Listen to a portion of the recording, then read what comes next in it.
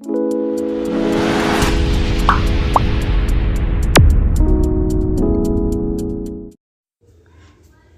Guys, welcome back to our channel in Go Learning Point में आपका स्वागत है। तो आज की वीडियो में हम पढ़ने वाले हैं क्लास 5 एनसीईआरटी इंग्लिश यूनिट 4 का चैप्टर क्राइंग। चलिए पढ़ना शुरू करते हैं। Crying only a little bit is not use. Crying मतलब होता है रोना, लिटिल मतलब होता है थोड़ा सा, नॉट यूज मतलब होता है काम ना आना। सो जो क्राइंग ओनली मतलब थोड़ा सा रोना कोई काम नहीं आता है, किसी काम का नहीं है थोड़ा सा रोना। You must crying until your pillow is soak. So आप तब तक रोइए। सोक मतलब होता है पूरी तरह से गीला होना, पिलो मतलब होता है तकिया। सो आप तब तक रोइए जब तक आपकी जो तकिए है वो पूरी तरह से गीली ना हो जाए। Then you can jump in the shower and splash splash splash. Shower मतलब होता है फुहारा जो बाथरूम में होता है। स्प्लैश मतलब होता है छपाक छपाक करना पानी के अंदर। सो आप जाइए अपना शावर ऑन करिए, पानी के अंदर छपाक छपाक करिए, पानी के साथ खेलिए। Then you can throw open your window.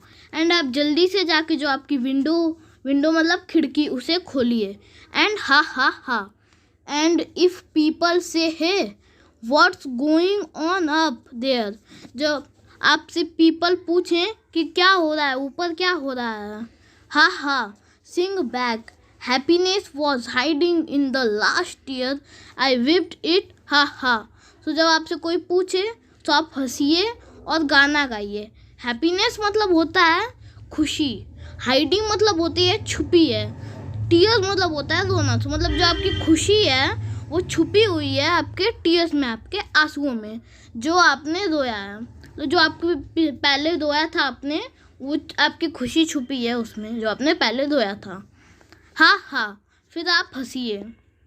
चलिए इस पोयम के पोएट हैं गैल्वे किनलेर। चलिए अब इसके न्यू वर्ड्स देख लेते हैं। सोक्ड, सोक्ड मतलब होता है पूरी तरह से गीला होना। शावर, शावर मतलब होता है फुहारा। वेट, वेट मतलब होता है रोना। जब इसके क्वेश्चन आंसर्स कर लेते हैं।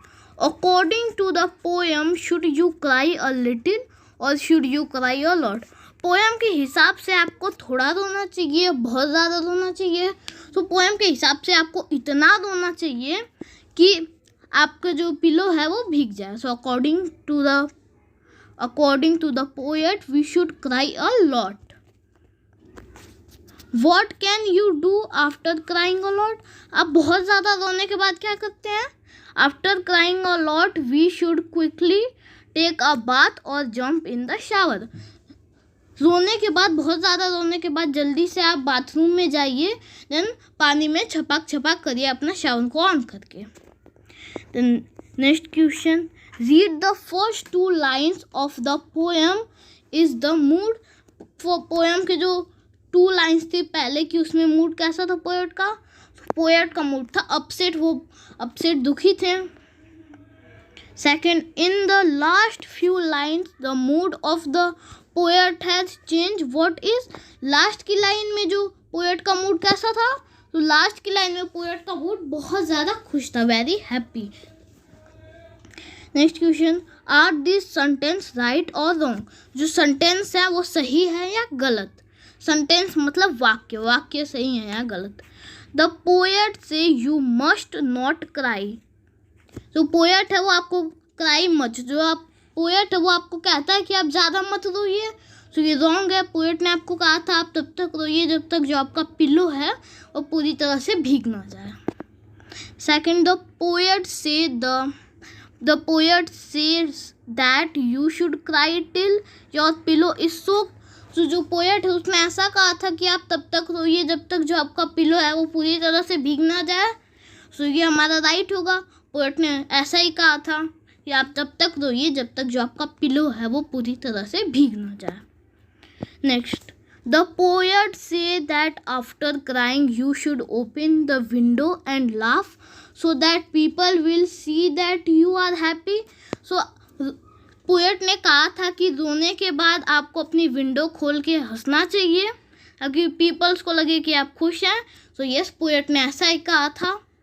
Next question, the poet says that you should open the window and show people that you are crying. So poet ने ऐसा नहीं कहा था, पोएट ने कहा था कि आप विंडो खोल के पीपल्स को दिखाइए कि आप बहुत खुश हैं। तो दैट मीन्स ये आपका रॉन्ग है। तो ये था हमारा poem and question answers and new words. I hope कि आपको ये पोएम समझ आ गई होगी। Thank you for watching.